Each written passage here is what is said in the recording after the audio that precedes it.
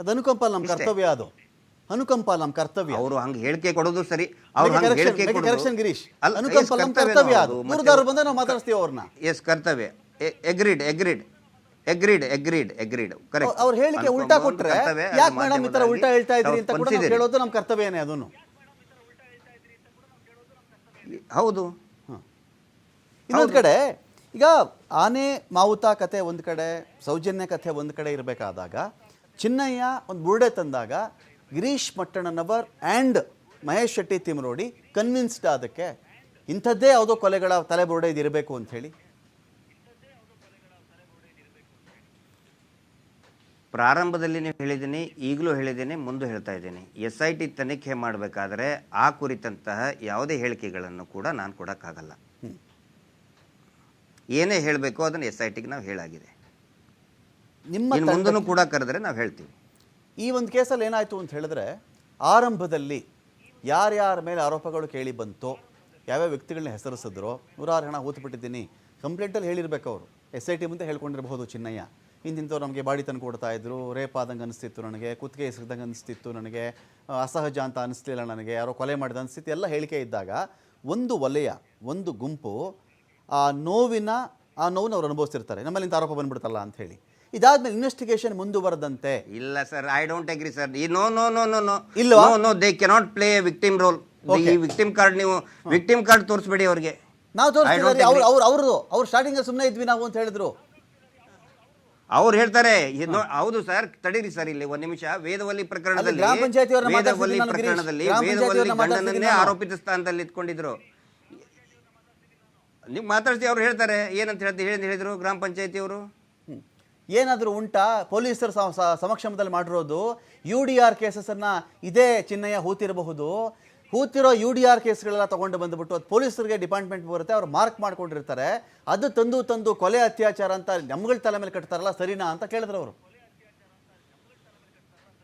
ಹೌದು, ಪಂಚಾಯತಿದು ನಾವು ಹುತ್ತು ಹಾಕಿದ್ವಿ ಅಂತೇಳಿ ಅವ್ರಿಗೆ ಯಾರು ಪ್ರೆಸ್ ಮೀಟ್ ಮಾಡಿದ್ದಕ್ಕೆ ಬಂದಿದೆ ಇದು ಪ್ರಶ್ನೆ. ಅವ್ರಿಗೆ ಯಾವ್ದಾದ್ರು ನಾವು ಕೇಳಿದ್ವಾ? ಪಂಚಾಯತಿನ ಏನಾದ್ರು ನಾವು ತಂದಿದ್ವಾ? ಫಸ್ಟ್ ಪಂಚಾಯತಿ ಇದು ಸ್ಟಾರ್ಟ್ ಆಗಿ ಇನ್ನೂ ಲೆಟರ್ ಬಂದು 2ನೇ ದಿನಕ್ಕೇನೆ ಬಂದು ಗ್ರಾಮ ಪಂಚಾಯತಿಯಲ್ಲಿ ಪ್ರೆಸ್ ಮೀಟ್ ಮಾಡುವಂತ ಯಾರು ಹೇಳಿದ್ರಿ ಸರ್ ಅವ್ರಿಗೆ? ಪಂಚಾಯತಿ ಉಪಾಧ್ಯಕ್ಷರು, ಅಧ್ಯಕ್ಷರು ಸಾಲಿಗೆ ನಿಂತ್ಕೊಂಡು ಕಂಟಿನ್ಯೂಸ್ ಗಂಟೆಗಟ್ಟಲೆ ಪ್ರೆಸ್ ಮೀಟ್ ಮಾಡಿದ್ದಕ್ಕೆ ಎಲ್ಲರೂ ಕೂಡ UDR ಕೇಸ್ ಬಂದಾಗ ಎರಡೇ ವಿಚಾರ ಬರೋದು. ಗಿರೀಶ್, UDR ಕೇಸ್ ಬಂದಾಗ ಎರಡೇ ವಿಚಾರ ಬರೋದು. ಒಂದು ಸ್ಥಳೀಯ ಪಂಚಾಯತಿ, ಒಂದು ಪೊಲೀಸರು. ಹಣ ಸಿಕ್ತು, ಕೂಲಿಯವ್ರು ಕಳಿಸ್ತೀವಿ. ಎಲ್ಲಿ ಮಹಜರ್ ಮಾಡಬೇಕು? ಕಂದಾಯ ಭೂಮಿ ಮಹಜರ್ ಮಾಡಬೇಕು. ಅವ್ರು ಮಾಡ್ತಾರೆ. ರೆಕಾರ್ಡ್ ಇವ್ರ ಹತ್ರ ಇರುತ್ತೆ, ಅವ್ರ ಹತ್ರನೂ ಇರುತ್ತಲ್ಲ, ಇನ್ಯಾರು ಯಾಕೆ ಮಾಡ್ಬೇಕು ಅದಕ್ಕೆ? ಇಲ್ಲ ಇಲ್ಲ ಇಲ್ಲ ಇಲ್ಲ ಸರ್, ಇಲ್ಲಿ ನೋಡಿ, ಇಲ್ಲಿ UDR ಆದಾಗ ಮುಖ್ಯವಾಗಿ ಬರೋದು 2 ಇಲಾಖೆ. ಒಂದು ಪೊಲೀಸ್ ಇಲಾಖೆ, ಮತ್ತೆ ಅದನ್ನ ಏನು ಎಕ್ಸಿಕ್ಯೂಟಿವ್ ಮ್ಯಾಜಿಸ್ಟ್ರೇಟಿಗೆ ಒಂದು ರಿಪೋರ್ಟ್ ಹೋಗುತ್ತೆ. ದಟ್ ಇಸ್ ತಹಶೀಲ್ದಾರ್ ಆಗಲಿ ಅಥವಾ ACಗಾಗಲಿ, ಅಲ್ಲಿ ಹೋಗುತ್ತೆ.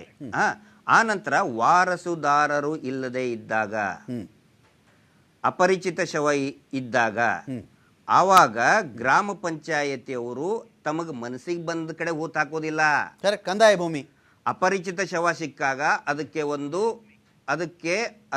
ಒಂದು ಪ್ರೊಸೀಜರ್ ಇದೆ. ಅಪರಿಚಿತ ಶವ ಸಿಕ್ಕಾಗ ಮೊದಲು 3 ದಿನ ಅದನ್ನ ಮಾರ್ಚರಿಯಲ್ಲಿ ಇಡಬೇಕು. ಸಂಬಂಧಿಕರು ಬರಲಿಲ್ಲ ಅಂತ ಹೇಳಿದ್ರೆ ಅನದರ್ 15 ಡೇಸ್ ಇಡಬೇಕು. ಕರ್ನಾಟಕ ಸ್ಟೇಟ್ ಅನಾಟಮಿ ಆಕ್ಟ್ ಅಂತ ಒಂದು ಇದೆ.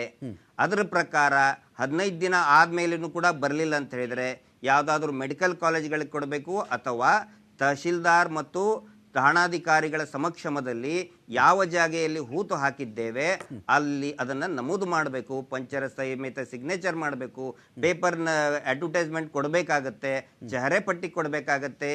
ಏನೂ ಇಲ್ದೇನೆ ಏಕಾಏಕಿ ನೇರವಾಗಿ ಠಾಣಾಧಿಕಾರಿ, ಅದು ಔಟ್ ಪೋಸ್ಟಿನ ಠಾಣಾಧಿಕಾರಿ, ಸರ್ಕಲ್ ಇನ್ಸ್ಪೆಕ್ಟರ್ ಅಲ್ಲ ಸರ್. 302 ಕೇಸ್ ಮರ್ಡರ್ ಕೇಸ್ನಲ್ಲಿ ಒಬ್ಬ ಹೆಡ್ ಕಾನ್ಸ್ಟೇಬಲ್ ಲೆಟರ್ ಕೊಡ್ತಾನೆ, ದಹನ ಮಾಡಿ ಸುಟ್ಟು ಹಾಕಿ ಅಂತೇಳಿ ಲೆಟರ್ ಕೊಡ್ತಾನೆ. ಬೆಳ್ತಂಗಡಿ ನಗರ ಪಂಚಾಯತಿ ಕೊಟ್ರೆ ರಸೀದಿ ಕೊಡೋರು ಧರ್ಮಸ್ಥಳ ಪಂಚಾಯತಿದವರು ರಸೀದಿ ಕೊಡ್ತಾರೆ. ದಹನ ಮಾಡಿದ್ರು ಅಂತೇಳಿ ಬೆಳ್ತಂಗಡಿ ನಗರ ಪಂಚಾಯತಿದವರು ಹೇಳ್ತಾರೆ. ಬೆಳ್ತಂಗಡಿ ನಗರ ಪಂಚಾಯತಿನೇ ಬೇರೆ, ಧರ್ಮಸ್ಥಳ ಪಂಚಾಯತಿನೇ ಬೇರೆ. ಇವ್ರ ಲೆಟರ್ ಬರೋದು ಬೆಳ್ತಂಗಡಿ ನಗರ ಪಂಚಾಯತಿ ಬರೆದ್ರೆ ಧರ್ಮಸ್ಥಳ ಪಂಚಾಯತಿದವ್ರು ಯಾಕೆ ಬರೆದ್ರು? ಆ ನಂತರ ಅದರಲ್ಲಿ ಸಹಿ, ಬಾಬು ಅನ್ನೋನು ಸಹಿ ಒಂದು 5-6 ರೀತಿಯ ವೆರೈಟಿ ಇದೆ. ನೋಡಿದ್ರೆ ಗೊತ್ತಾಗುತ್ತೆ ಇದು ಬೇರೆ ಬೇರೆ ಅವರು ಒಬ್ಬೇ ವ್ಯಕ್ತಿಯನ್ನ ಸಹಿಯನ್ನ ಮಾಡಿದ್ದಾರೆ. ಅದನ್ನ ನಾನು ಸಂಶಯ ಹೇಳ್ತಾ ಇದೀವಿ ಇಲ್ಲಿ. Once again it is the expert, hand writing expert ಆಗಲಿ ಅಥವಾ ಈ ಫೋರ್ಜ್ಡ್ ಒಂದು ಡಿಪಾರ್ಟ್ಮೆಂಟ್ ಇದೆ, ಅವರು ಹೇಳಬೇಕು. ನಾವು ನಮ್ಮ ಸಂಶಯಗಳನ್ನ ಮೇಲ್ನೋಟಕ್ಕೆ ಕಾಣ್ತಾ ಇರುವಂತ ಸಂಶಯಗಳನ್ನ ವ್ಯಕ್ತಪಡಿಸಿದೀವಿ. ಇಲ್ಲಿ ಆ ನಂತರ ನೀವು ಪಂಚಾಯತಿದವ್ರನ್ನ ನಾವು ರೆಫರೆನ್ಸ್ ಕೊಟ್ಟೇ ಇಲ್ಲ. ಫಸ್ಟ್ ಅವರಾಗ್ಲೇನೆ ಪಿಕ್ಚರಿಗೆ ಬಂದಿದ್ದಾರೆ.